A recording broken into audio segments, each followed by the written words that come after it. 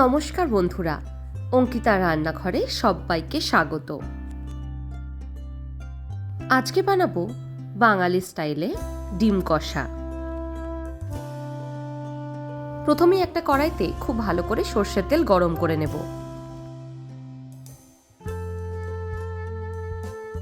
তেলটার মধ্যে দিয়ে দেব নুন হলুদ মাখিয়ে রাখা অর্ধেক করে নেওয়া আলু।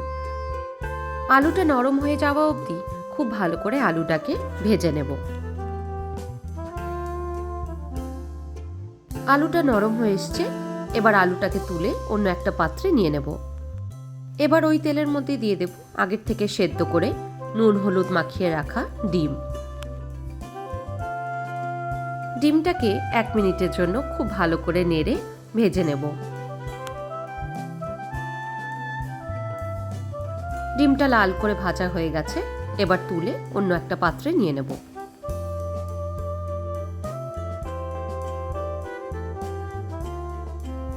এবার ওই তেলের মধ্যে দিয়ে দেব শুকনো লঙ্কা, তেজপাতা, গোটা গরম মশলা আর জিরে। ফোড়নটা খুব ভালো করে ভেজে নেব। এবার দিয়ে দিচ্ছি লম্বা করে কেটে নেওয়া পেঁয়াজ। আমি এখানে 2 বড় সাইজের পেঁয়াজ ব্যবহার করেছি।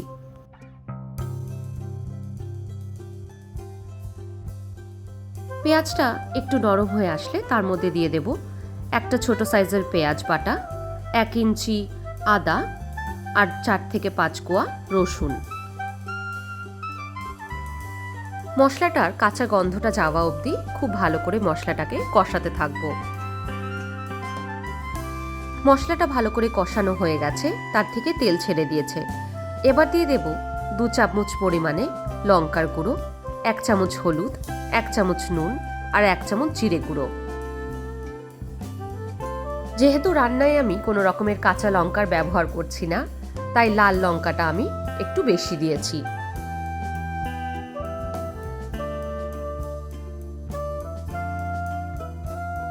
এবার দিয়ে দিচ্ছি 2 চামচ পরিমাণে ফ্যাটানো টক দই। টক দইটা দেওয়ার সময় অবশ্যই গ্যাসের ফ্লেমটা লোতে করে রাখবেন, আর টক দইটা দেওয়ার সাথে সাথেই ভালো করে একবার নেড়ে নেবেন। টক দইটা যদি ভালো করে ফ্যাটানো না থাকে, তাহলে ঝোলে দেওয়ার সাথে সাথেই টক দইটা ফেটে যেতে পারে।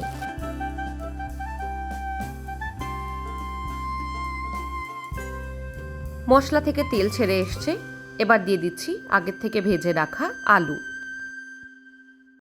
আলুটা দিয়েও খুব ভালোভাবে একবার মিশিয়ে নেব।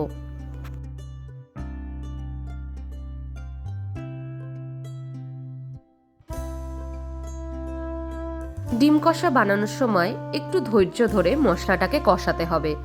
যত ভালো করে মশলাটাকে কষানো হবে, খেতে ততই সুস্বাদু হবে।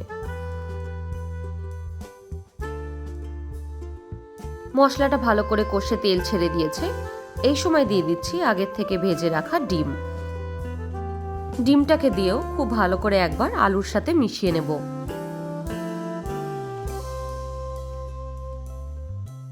ডিম কষা বানানোর সময় মাথায় রাখবেন যাতে জলের ব্যবহার না করা হয়। ফ্রাইড রাইস থেকে শুরু করে বাসন্তী পোলাও, সাদা ভাত, রুটি, পরোটা যে কোনো কিছুর সাথেই সার্ভ করতে পারেন এই রকম ডিম কষা। সবার শেষে ওপর দিয়ে ছড়িয়ে দিচ্ছি ধনেপাতা। ধনেপাতাটা দিয়ে খুব ভালো করে একবার নেড়ে নিচ্ছি। আমার চ্যানেলে নতুন বন্ধু হয়ে থাকলে চ্যানেলটা সাবস্ক্রাইব করে দেওয়ার অনুরোধ রইল। নতুন কোনো আপডেট বা নোটিফিকেশন পেতে নিচে থাকা বেল আইকনটা প্রেস করে রাখবেন। আজকের মতন এইটুকুই, আবার দেখা হবে নতুন কোনো রেসিপি নিয়ে। ভালো থাকবেন, ধন্যবাদ।